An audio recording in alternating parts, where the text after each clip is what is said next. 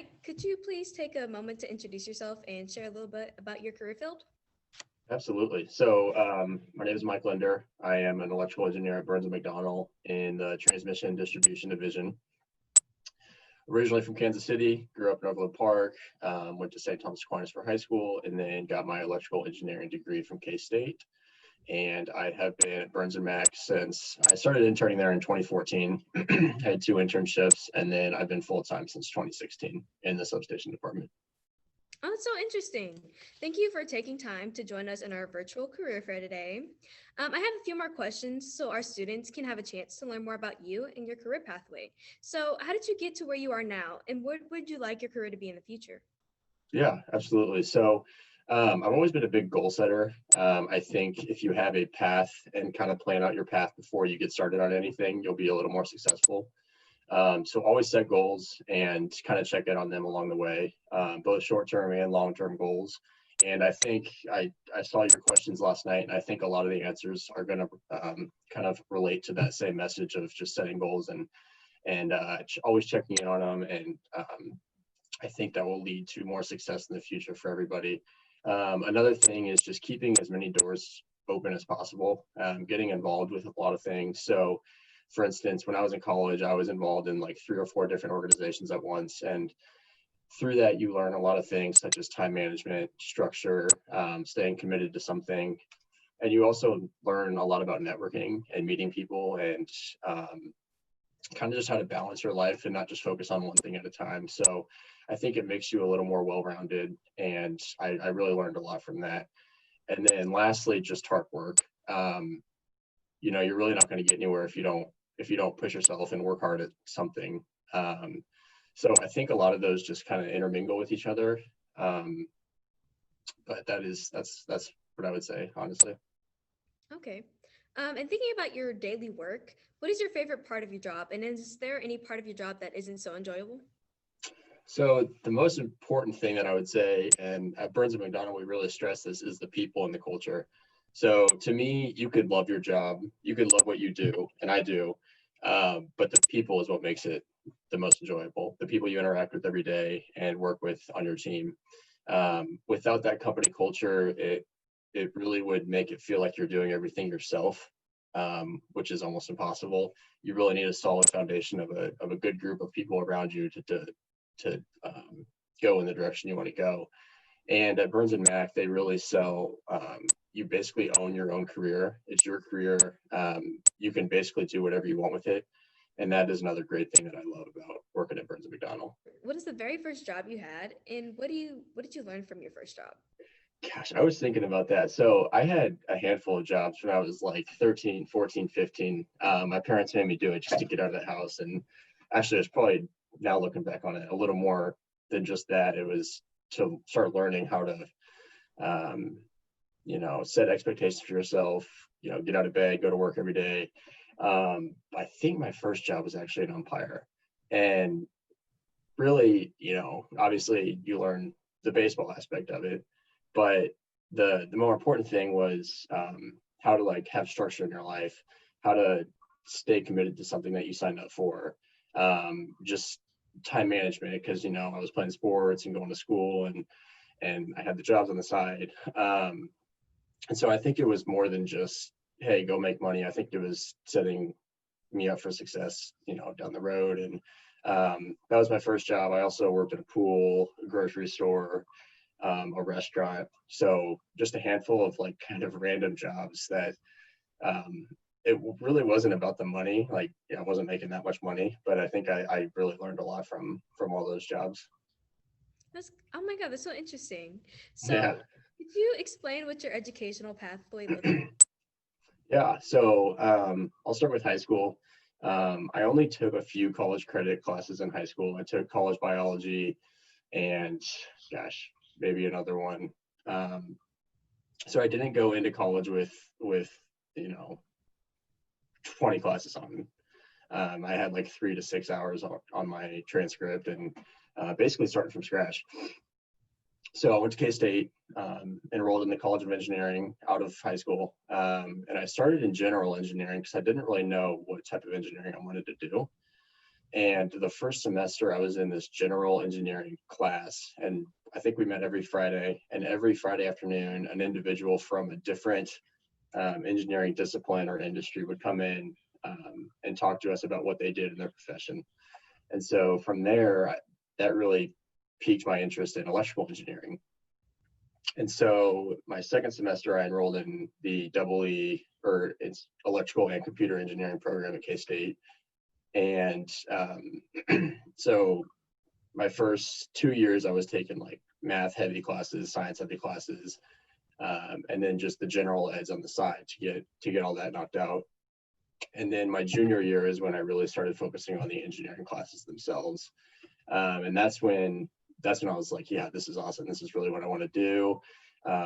That's when I was taking like the labs, the more hands-on classes. And that's when you really like start applying yourself and start applying everything you learned in high school and really those first couple of years in college, like your calc classes and your physics and all that.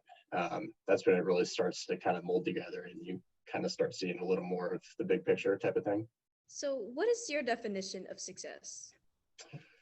Great question. And I think if you asked like 100 people this, they would all have a slightly different answer. To me, success is both long-term and short-term.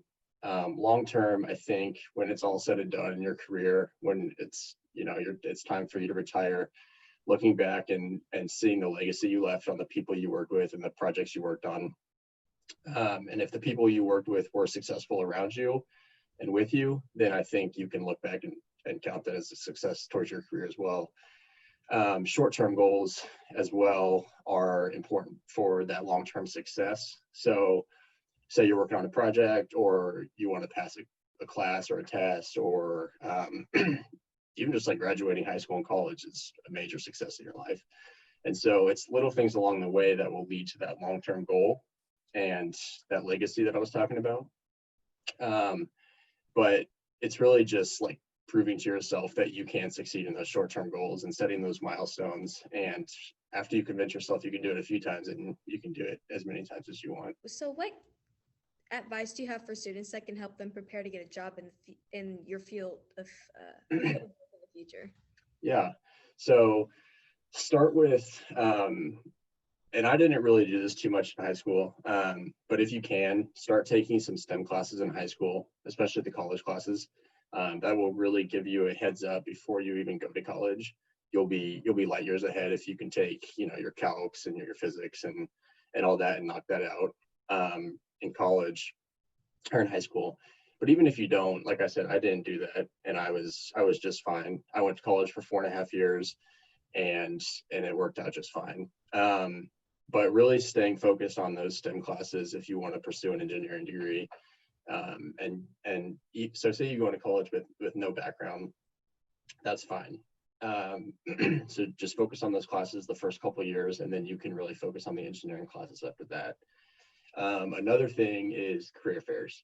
So really like your sophomore year and your junior year are the most important career fairs to go to, but the freshman year one is the one that's going to shake your nerves. A lot of companies don't necessarily look at freshmen for internships, but I was always told, go to the career fairs your freshman year and just talk to companies, because you're going to walk in the door, you're dressed up, they're dressed up, and you're going to be nervous. You're like, I don't know anything.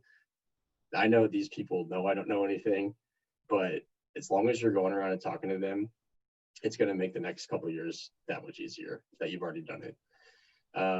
And also always do research on the companies you want to talk to at the career fair. So at K-State, we had like hundreds of companies come in, and they would line up on the concourse of our basketball arena. And basically it's like a zoo of people, and you just walk around and talk to people, and your freshman year you leave and you're like, what did I just do? You're like, I don't even know what I said. So always have a plan going into those, and basically just map out where your companies that you want to talk to are going to be physically, and then just look up a few important aspects of those companies, like where they're ranked in the engineering news record lists, or some successful projects they've recently had, or just some talking points that you can bring out that will really make you stand out to those companies. And then also just bring your resume, bring 10, 20, 30 copies of it and hand those out like it's your job. The more resumes you can hand out, the better. The more people are going to look at those. And then one thing that I was always told, which I think really helped, and I always tell people this, is when you go to those career fairs, start with a company that like might not even be in your industry, just to like shake the nerves off. Because when you walk in the door, like I said, you're going to see hundreds of people dressed up and you don't know any of them. So go to a table that you don't really not care about, but you don't really see yourself working for them, or they don't even hire your type of career or your degree. So it will really help if you can just like break the ice there and just start talking to a professional. And then you'll walk away from that with a little more confidence to talk to the ones that you really want to pursue. I definitely agree with your advice about going to career fairs and especially with questions, because I know, especially for people coming into high school and they're like, oh my gosh, 4 years, that's so quick. I don't even know what I'm going to do when I get out of high Yeah, school. And so I think when like students go to career fairs with questions or just go up to random booths, I think that's very helpful for them, because if they don't know what they want to do, at least they're starting off to someone get a feel for what they have a passion for and what they do or don't like. And I feel like you said earlier, bringing like questions, like write down some questions to ask people. I feel like that's also important for kids to know, just so they can really be like, so they can really assure themselves that this is something that they might want to do in the future, or something they might want to look into as a possible career in the future for themselves. absolutely. 100% agree. And honestly, you learn as you go. So say you get an internship after your freshman year, which is great, or maybe even your sophomore year, and you go work for that company and you realize that's not the type of work you want to do, then you still like I said, it's your career. So you can still, back out of that the next year and go chase something else in a different industry or a different field or just a different type of work in that field.